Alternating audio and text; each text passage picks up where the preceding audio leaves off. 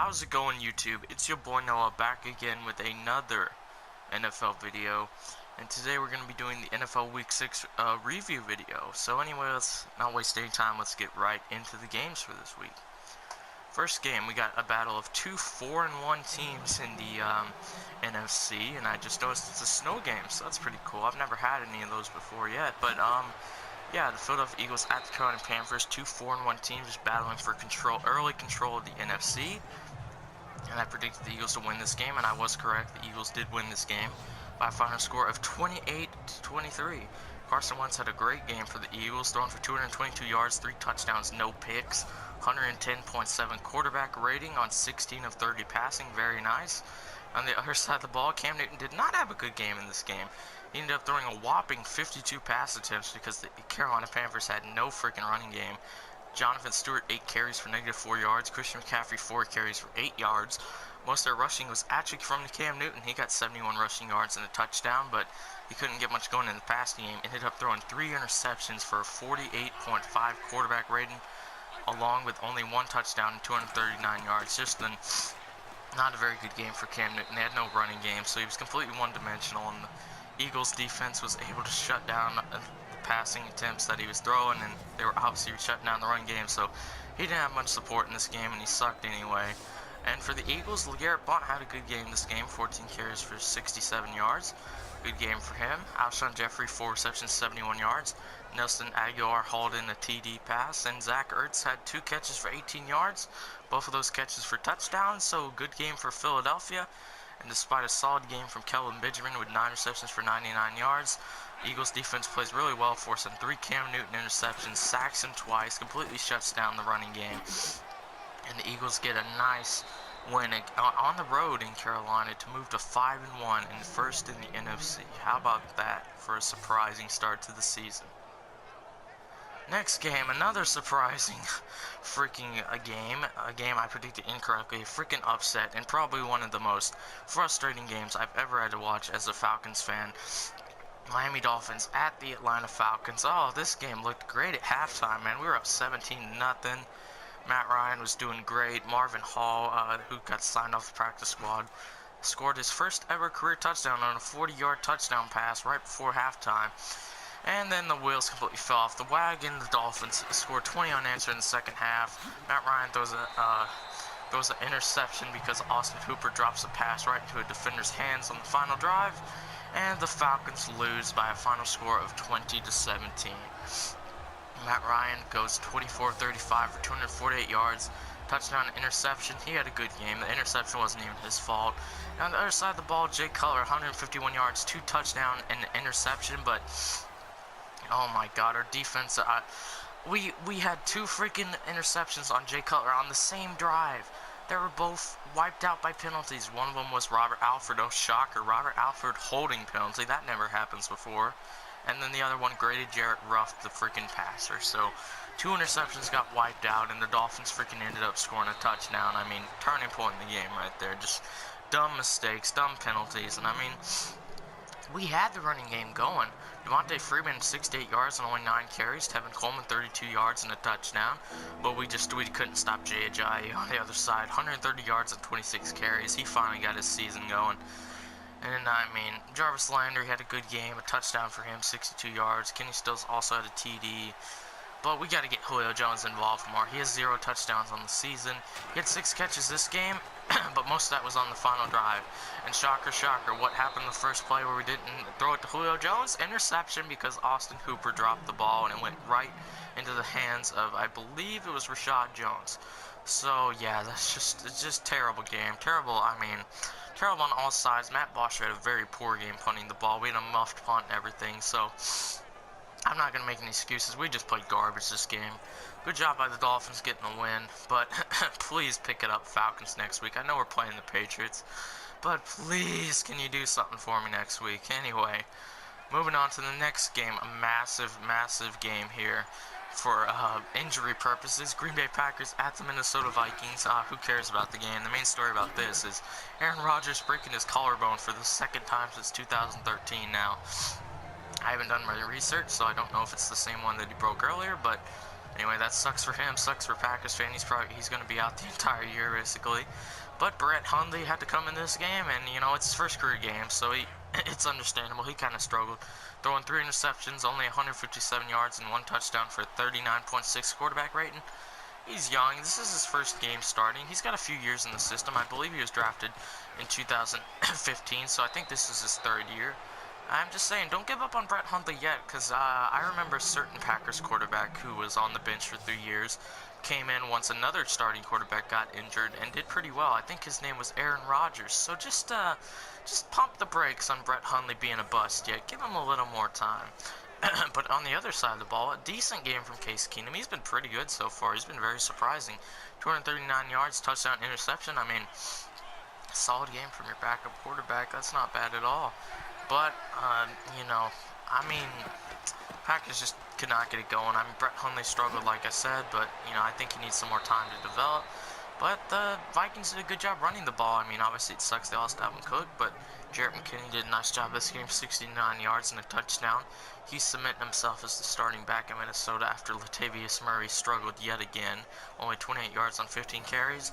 Other side of the ball, Aaron Jones had a great week last week against Dallas, I believe it was, but he couldn't get going this game.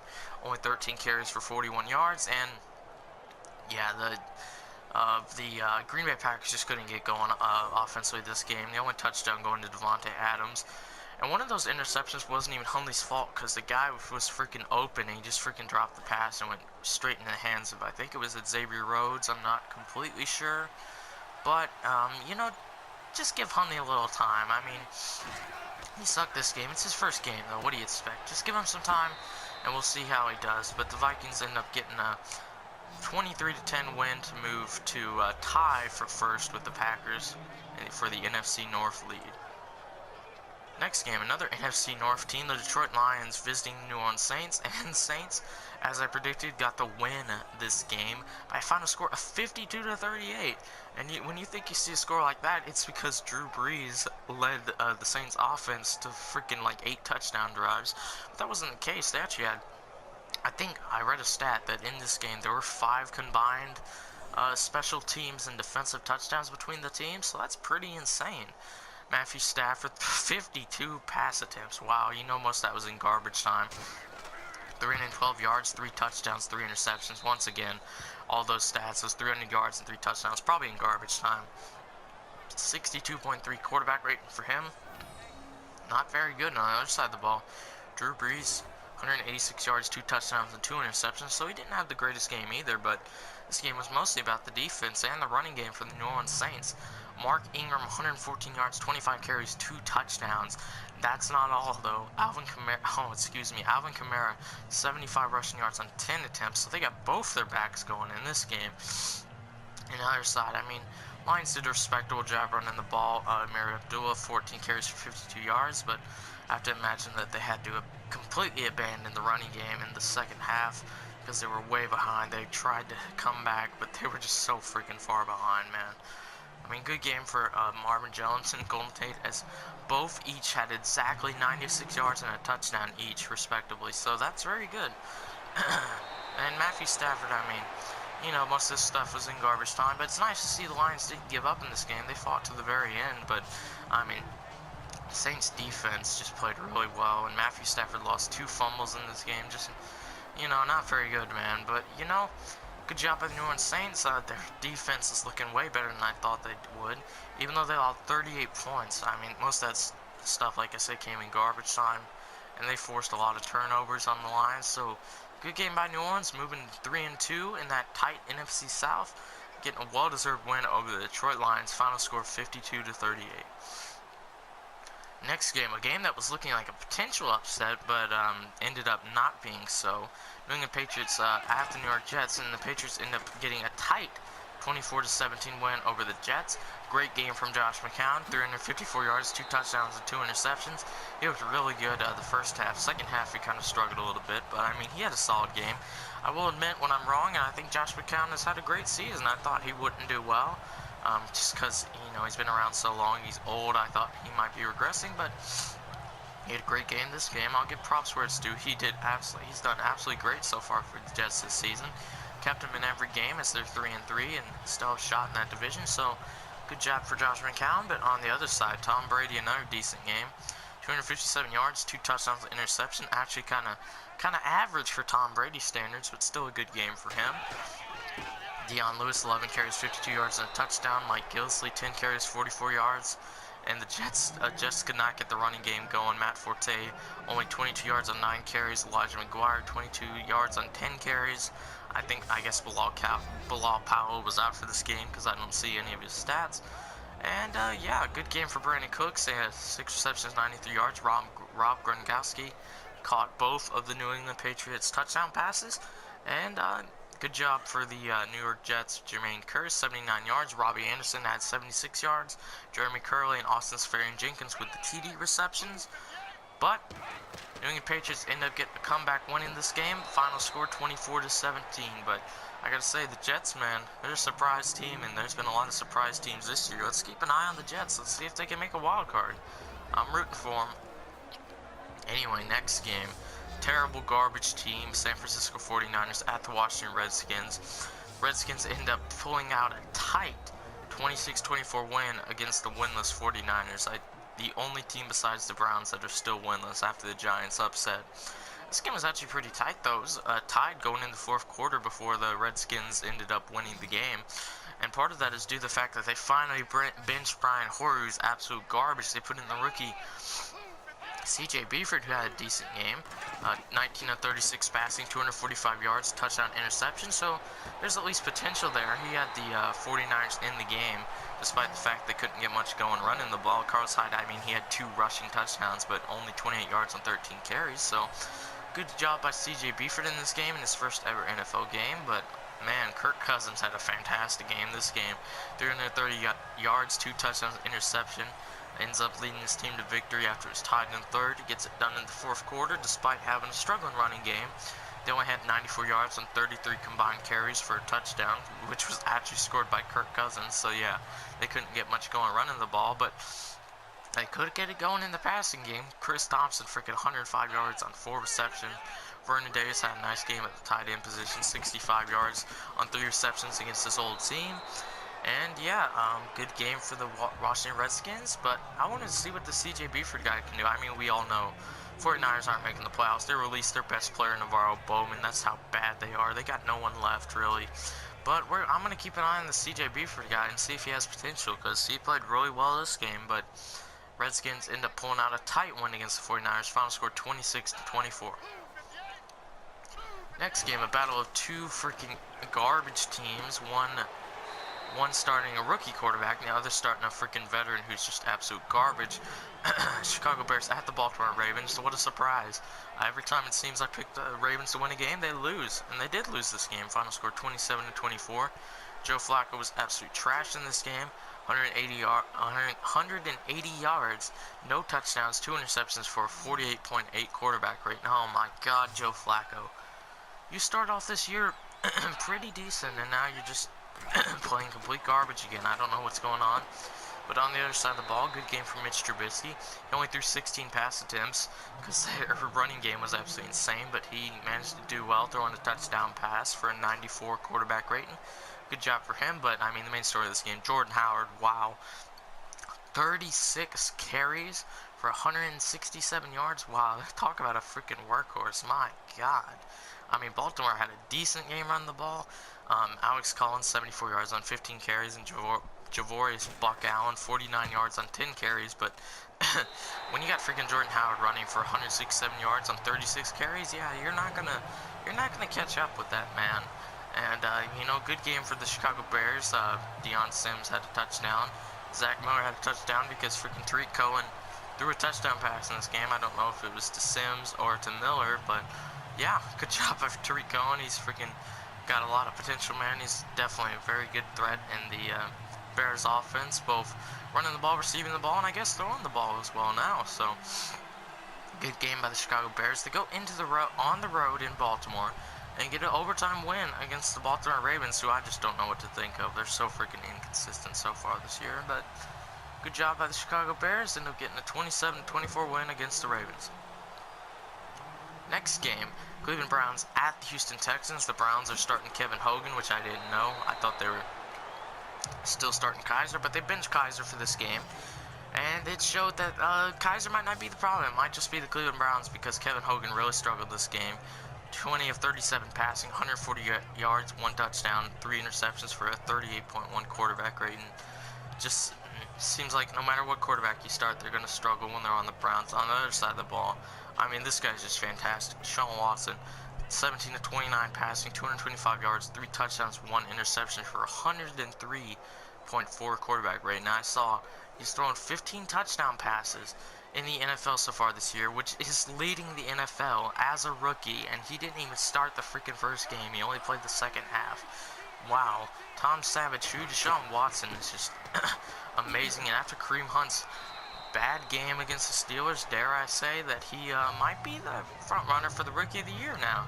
Deshaun Watson's doing absolutely amazing. It's definitely going to come down between him, Kareem Hunt, and maybe Leonard Fournette for Rookie of the Year. But wow, this is just absolutely incredible to see. Good game from Watson. And they had a nice game running the ball. Dante Foreman, the rookie out of Texas, 59 yards, 12 receptions. I think he had a receiving touchdown in this game, but I'm not sure. I thought he had a touchdown, but it says he doesn't have any, so I don't know. Maybe he didn't, but you know, most of Cleveland's offense came from running the ball. They actually had 134 total yards on 22 carries, but they were just so behind in this game they just had to keep passing it. And Kevin Hogan kept throwing interceptions, so not a good formula for Cleveland. But a good game for Will Fuller, who had 62 yards and a touchdown. DeAndre Hopkins also had a touchdown in this game, even though he only had 2 catches. Braxton Miller, look at this stat line. 2 receptions for -5 yards and a touchdown. I mean, I guess a good game for Braxton Miller. I have no idea. It's the weirdest stat line I've ever seen. But anyway, yeah. Good game for Houston. They did what they had to do. They beat the winless, struggling Cleveland Browns at home 33-17 to move to 3-3 on the year, and they are in a very good position in that tight AFC South division. Next game, another game where a quarterback got injured. Tampa Bay Buccaneers at the Arizona Cardinals. Jameis Winston went out the first half and didn't play the entire second half.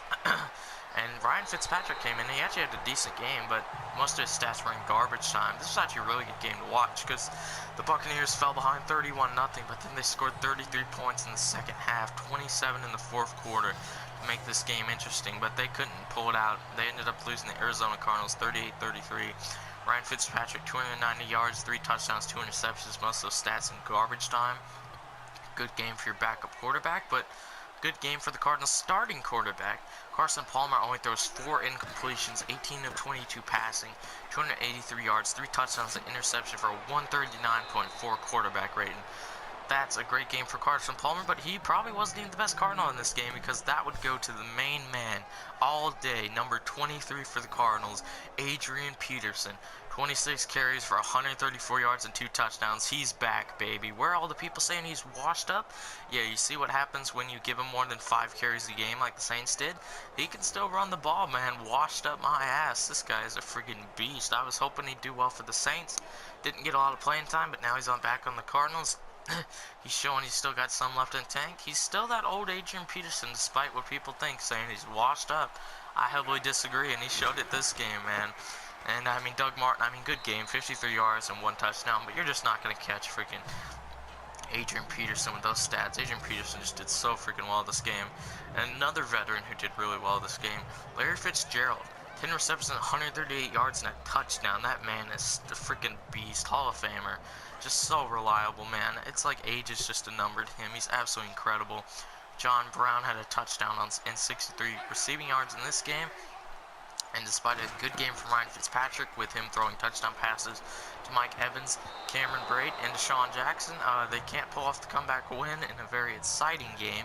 Although maybe it wasn't as close as the score said, because I'm sure if it was a lot closer, the Cardinals would have tried a lot harder on offense. But, you know, they got a clutch interception at the end of the game on Ryan Fitzpatrick that I think led to a touchdown. I can't remember who got it, but you know, it was a big turning point in the game when they got that pick, because Budda Baker, the rookie, ended up downing a punt at the 1-yard line, and so they had to come out and pass the ball, and you know, it gets picked off, and all of a sudden the momentum is all the way back with the Cardinals. So good job by the Cardinals getting a thrilling 38-33 win against the Ryan Fitzpatrick led Tampa Bay Buccaneers, and they moved to 3-3 in the NFC West Division. Good game for Carson Palmer, Adrian Peterson, and Larry Fitzgerald. That could be a good trifecta in the future for the Arizona Cardinals.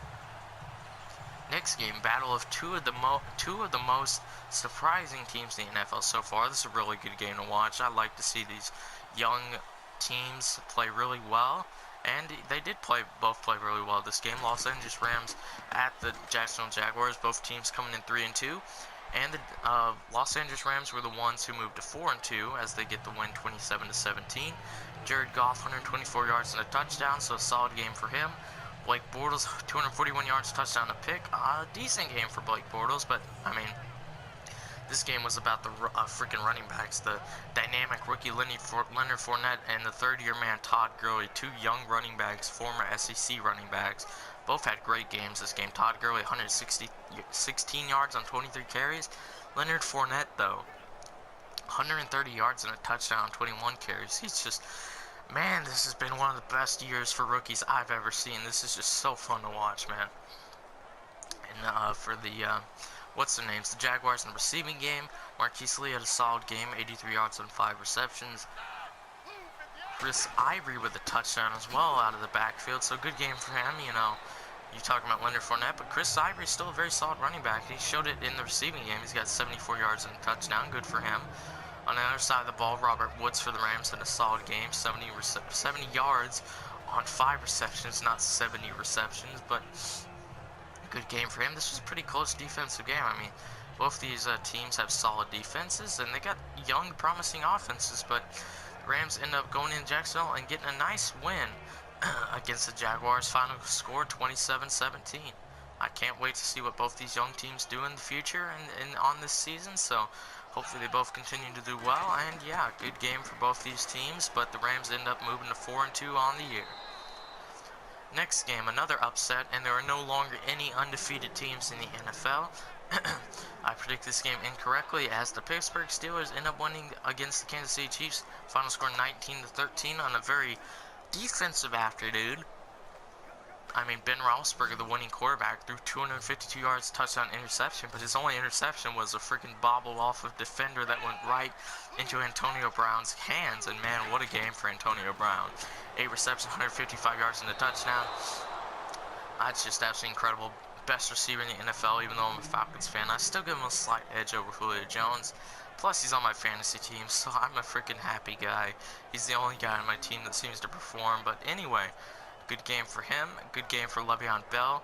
32 carries, 179 yards and touchdown. So Big Ben, Bell, and Brown, the 3 Bs, end up showing up for this game. And someone who did not show up for this game was Kareem Hunt, the rookie sensation. Ended up only getting 21 yards on 9 carries. That's why I think this is going to be a very close Rookie of the Year race. So we're going to see how that ends up. And Alex Smith had a decent game this game. Actually, it was actually not decent. It was a good game.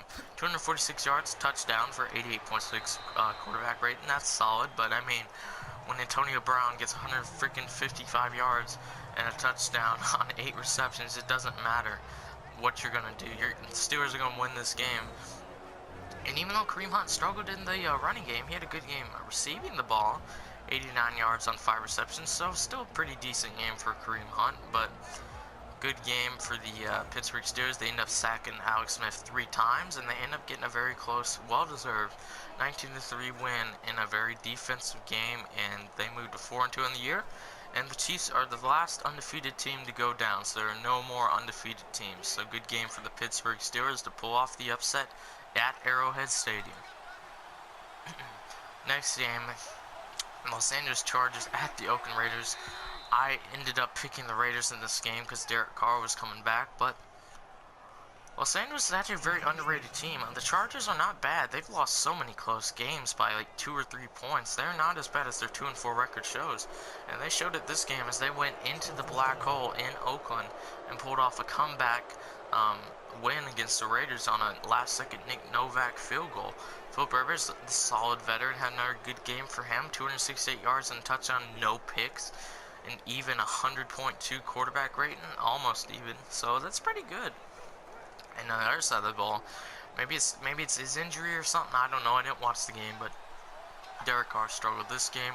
171 yards, touchdown, 2 interceptions, not good for him.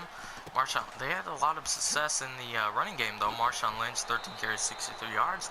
Cordero Patterson, the freaking dynamic receiver, 55 rushing yards and a touchdown on 3 attempts. Good game for him, but Melvin Gordon had a alright game, I'd say. 83 yards on 25 carries, a lot of carries and a touchdown, so helps to run out the clock, I guess. Keeps you balanced, so good game for Melvin Gordon. And on the for the Los Angeles receiving game, Hunter Henry, the second-year tight end out of Arkansas, I believe it is, 5 receptions for 90 yards, so good game for him. Melvin Gordon in the receiving game also had a good game, 67 receiving yards and a touchdown. And the other side of the ball, Oakland couldn't really get going, but Michael Crabtree was able to get in the end zone and get 52 receiving yards, but very defensive game, and the Chargers end up getting a close comeback victory against the Oakland Raiders, who have probably been the most, I wouldn't say the most, one of the most disappointing NFL teams so far this year, as they fall to 2-4, the same record as the Chargers, and the Chargers get a well-deserved 17-16 win against the Oakland Raiders at the Coliseum. Next game, Sunday Night Football, the biggest upset of the week, even bigger than the Chiefs upset. New York Giants at the Denver Broncos. I picked the Broncos to win this game, which made sense, but the Giants end up winning this game, and they're no longer winless. There's only 2 winless teams now, and the Giants are not one of them. They end up getting a 23-10 victory, even without Odell Beckham and Brandon Marshall. Eli Manning, 128 yards on 19 attempts and a touchdown, so a very good game for him. Trevor Siemian, a whopping 50 attempts, 376 yards, a touchdown, 2 interceptions. Most of the stats probably coming in garbage time, but for the Giants, Orleans Darkwa had a great game in the running game. 21 carries for 117 yards. That's all you need, man. Just a great running game like that. It'll get it done for you. And on their side, the freaking Broncos had no running game. Jamal Charles, 19 yards on 5 carries. C.J. Anderson, 17 yards on 9 carries, so they couldn't get anything going at all. Demaryius Thomas had 133 yards and 10 receptions, but I guarantee probably all of that came in garbage time as they fell behind 17-3 at the half and were trying to catch up.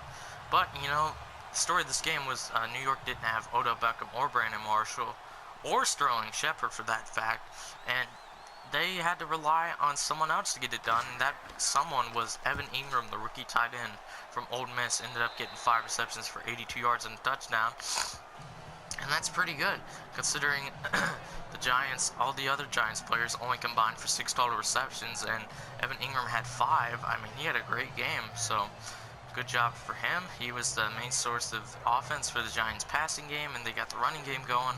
Completely shut down the Broncos' dynamic C.J. Anderson and Jamal Charles 1-2 punch, and forced Trevor Siemian to throw it a lot more, especially in garbage time, so good game for Denver, not the Denver Broncos. Terrible game for the Denver Broncos. Good game for the New York Giants, as they end up getting a well-deserved 23-10 upset victory to move to 1-5 on the year. And finally, the last game of the week, as I gotta finish this because my voice is going. Indianapolis Colts at the Tennessee Titans. Marcus Mariota returning from injury in this game, and he ended up having a great game, leading the Titans to a win over the Colts. Final score 36-22. Mariota going for 306 yards, a touchdown, an interception on 23 of 32 passing, 99.2 quarterback rating. He was only sacked 1 time. That's an absolutely incredible game for Marcus Mariota. On the other side of the ball, Jacoby Brissett is making a name for himself with the Colts. He's obviously he's not going to be a long-term solution since Andrew Luck is there, but he had another good game this game, 212 yards and a touchdown. He was leading the Colts to victory. They had a 19-15 lead going into the fourth quarter before the Tennessee Titans scored 21 points in the fourth quarter to pull away, but he had a good game, and so did Frank Gore, who had 49 yards on 10 attempts, but, I mean, they just couldn't freaking stop the Tennessee Titans running game as well. The Titans offense was just completely dominant this game. Derrick Henry, 131 yards on 19 carries and a touchdown. He did way better than DeMarco Murray. He had 40 yards and 12 carries and a touchdown, which is still very good, but, I mean, wow, Derrick Henry just absolutely went off this game. In the receiving game, Eric Decker had a great game, 88 yards on 7 receptions. Rashard Matthews, 69 yards on 4 receptions. Tywan Taylor got a touchdown reception and 61 yards on 2 receptions this game. And on the other side of the ball, Dante Moncrief had a decent game, 67 yards. Jack Doyle got a touchdown reception, but they just couldn't stop Derrick Henry, couldn't stop DeMarco Murray, couldn't stop Marcus Mariota, which means you're not going to stop the Titans from winning this game. And they end up doing so at home against the Indianapolis Colts, final score 36-22. So anyway, guys, that was the NFL Week 6 review, and I gotta sign off because my voice is freaking gone. I've been talking for so long, but anyway, I hope you guys enjoyed this video, and yeah, I'll see you guys next time. Have a great day, and thanks for watching. Peace out.